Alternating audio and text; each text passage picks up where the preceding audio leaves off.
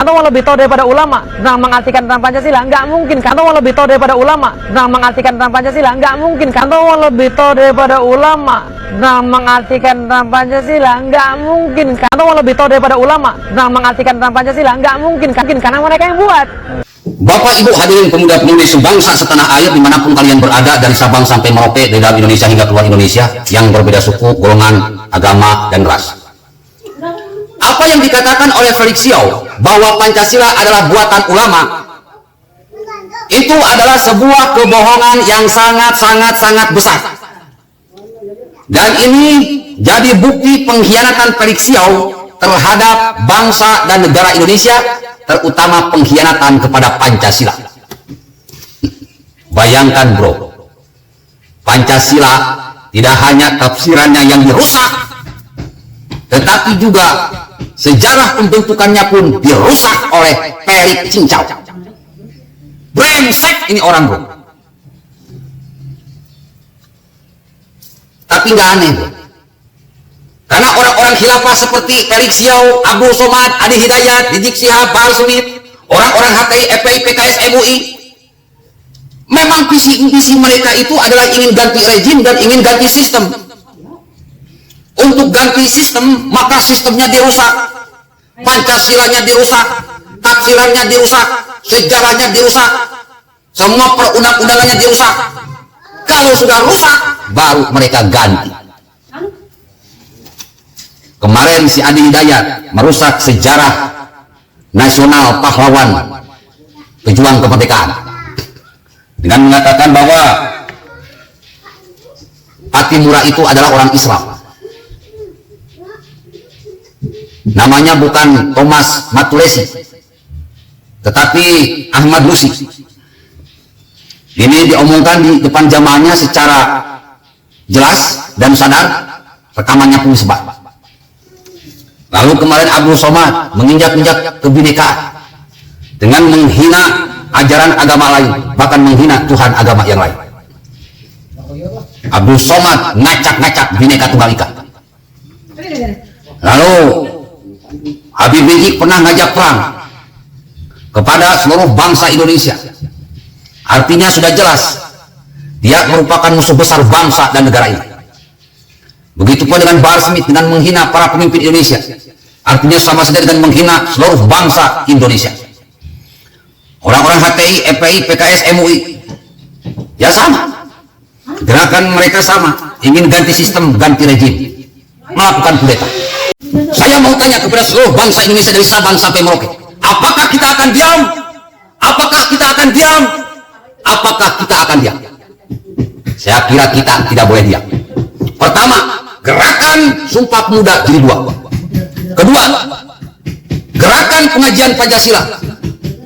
Dan yang ketiga, jangan pilih mereka, partai-partai yang didukung oleh mereka, capres-capres yang didukung oleh mereka, sehingga pergerakan mereka mengganti sistem dan ganti rejim bisa terhenti karena tidak bisa mendapatkan suara yang semestinya. Dan yang terakhir, kita berikan pencerahan-pencerahan buat seluruh rakyat Indonesia. Kita bongkar kebusukan mereka, kita bongkar kejahatan mereka. Saya benar-benar marah kali ini, khususnya apa yang sudah dikatakan oleh Felix Xiao bahwa Pancasila adalah produk ulama. Bangsa ini orang. Pancasila itu adalah produk manusia cerdas di Indonesia, yang cerdas otaknya, cerdas alatnya, cerdas mentalnya, yang nasionalis religius dan religius nasionalis, bukan bikinan ulama-ulama kadarun, manusia-manusia, ulama-ulama yang bodoh dan zolim dan bodoh, produk-produk Yaman.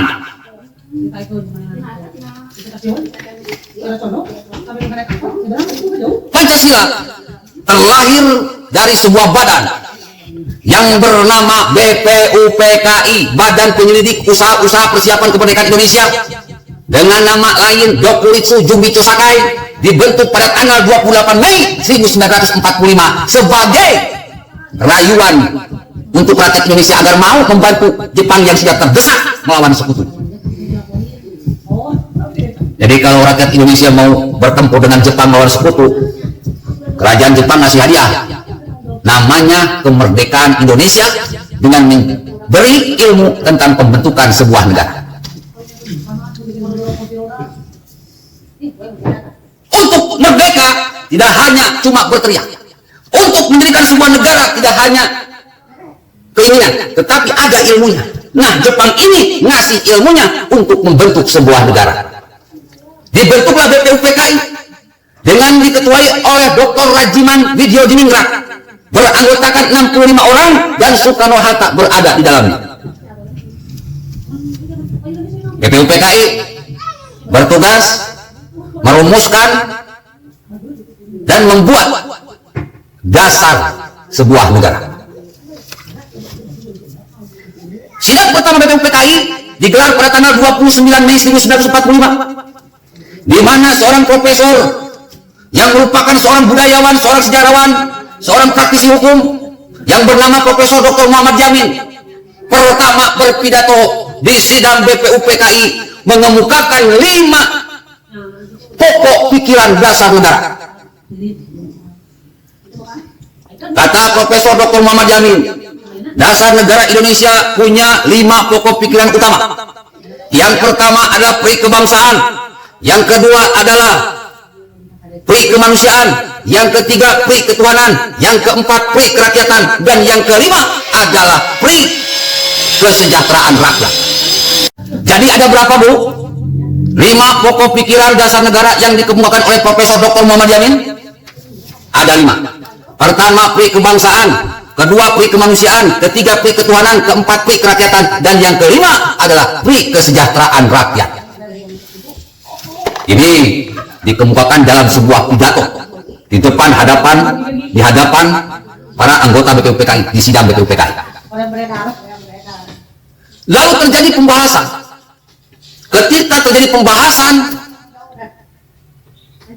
akhirnya buntu, tidak menemukan bentuk yang jelas yang bisa dijadikan dasar negara Indonesia. Maka pada tanggal 31 Mei 1945, Dr. Supomo mengemukakan pokok pikiran dasar negara sebanyak 5 butir pula. Yang pertama adalah persatuan, yang kedua kekeluargaan, yang ketiga keseimbangan lahir dan batin, yang keempat musyawarah, dan yang kelima adalah keadilan rakyat. Itu pokok pikiran dasar negara yang dikemukakan oleh Dr. Supomo. Terjadi diskusi, terjadi silang pendapat, terjadi tukar pikiran, tetapi masih tetap saja, Mas Bro, buntu. Belum ada bentuk yang jelas, bahkan nama yang bagus untuk dijadikan dasar negara bagi Indonesia. Maka pada tanggal 1 Juni 1945, Insinyur Soekarno dengan berani cuma punya gelar sarjana, sementara Muhammad Yamin Profesor Doktor, Supomo Doktor, Soekarno cuma insinyur, tampil dengan gagah berani mengemukakan tentang konsep-konsep, pemikiran-pemikiran, wawasan-wawasan tentang sejarah, kebudayaan, adat istiadat, karakteristik bangsa Indonesia dari A sampai Z dengan sejelas-jelasnya, dengan sedetil-detilnya. Bapak Ibu hadirin pemuda-pemudi sebangsa setanah air dimanapun kalian berada, Dr. Supomo tidak memberikan nama yang jelas buat dasar negara, bahkan pemaparannya kurang meyakinkan. Profesor Dr. Muhammad Yamin tidak memberikan sebuah nama untuk dasar negara, dan pemaparannya pun kurang meyakinkan. Tetapi berbeda dengan Soekarno, namanya ada, pemaparannya pun sangat meyakinkan. Tidak hanya satu konsep tentang dasar negara, Soekarno memberikan 3 konsep dasar negara. Yang pertama Pancasila, yang kedua Trisila, yang ketiga Ekasila. Jadi tinggal dipilih, mau Pancasila boleh, mau Trisila monggo, mau Ekasila silakan. Yang penting dipaparkan dulu konsep dasar negara versi Soekarno. Kata Soekarno, Pancasila sila-silanya ada 5. Yang pertama nasionalisme atau pri kebangsaan, yang kedua pri internasionalisme atau pri kemanusiaan, yang ketiga mufakat.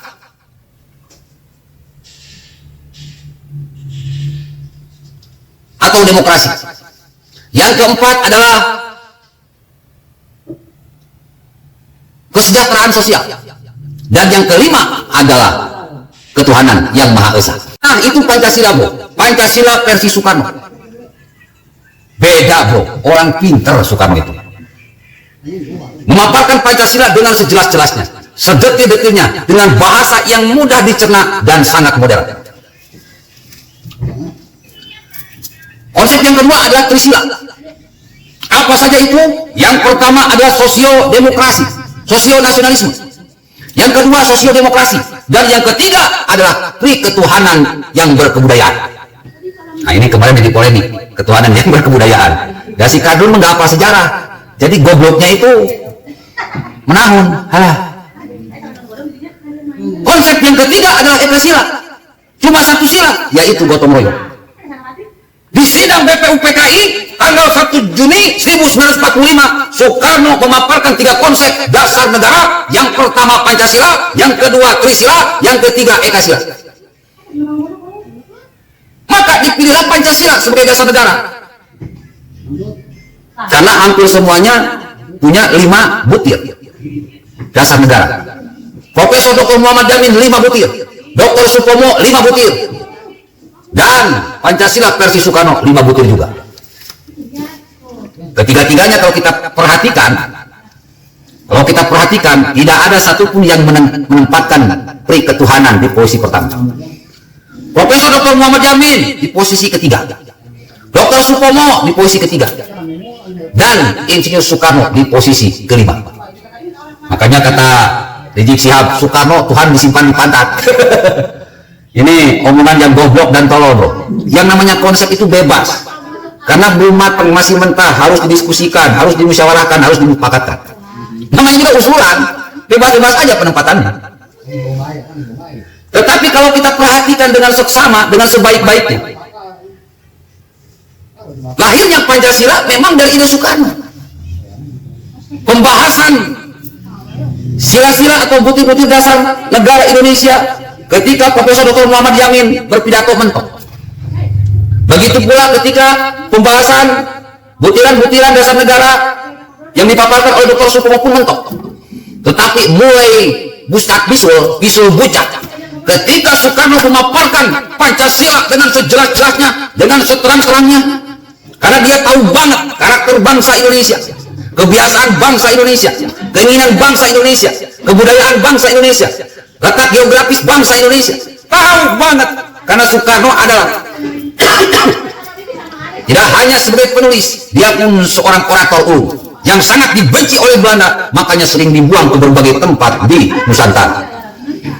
Dia tahu banget, dia paparkan dengan bahasa yang sangat luar biasa, memaparkan Pancasila dengan ide-ide brilian, dengan gaya bahasa yang luar biasa.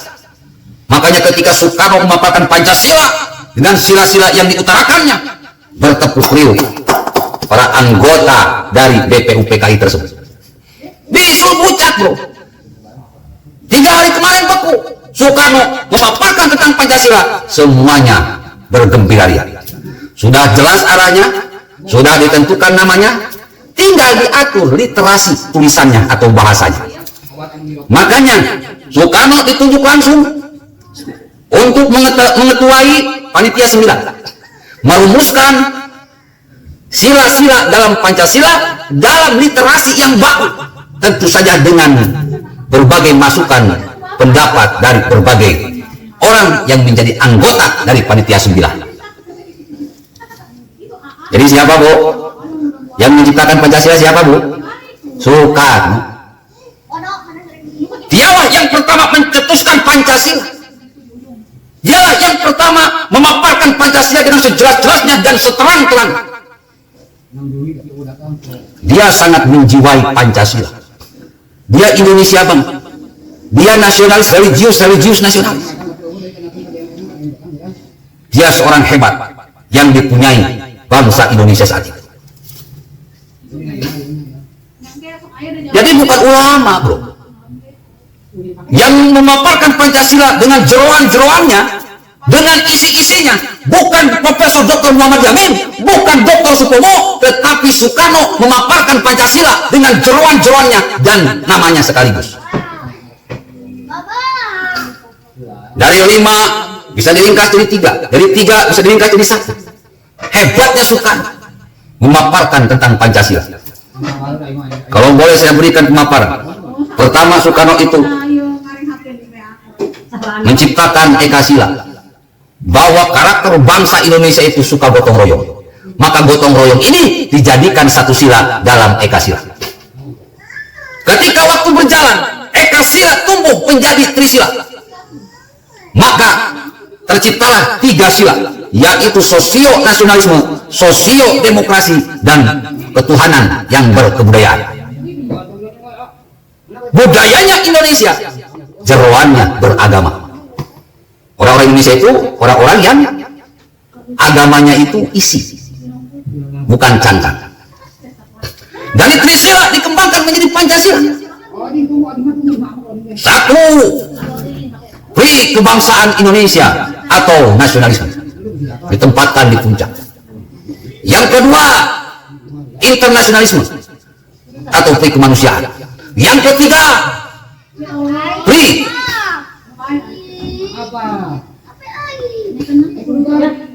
demokrasi atau mufakat. Yang keempat, pri kesejahteraan sosial. Dan yang kelima adalah ketuhanan yang Maha Esa. Kata-kata ketuhanan yang Maha Esa ini terlahir dari seorang Soekarno, karena dia santri, mantunya kiai. Jadi bapak-bapak, ibu-ibu, hadirin pemuda-pemudi sebangsa setanah air dimanapun kalian berada, jadi jelas, yang menciptakan Pancasila bukan ulama, bukan Ustadz Kiai Ajengan Habai, tetapi seorang Soekarno yang religius nasionalis dan nasionalis religius. Dia merupakan sosok pemimpin yang sudah ditempa dengan penderitaan, kemiskinan, pengasingan. Dia sudah matang luar dan dalam. Inilah pejuang, bro.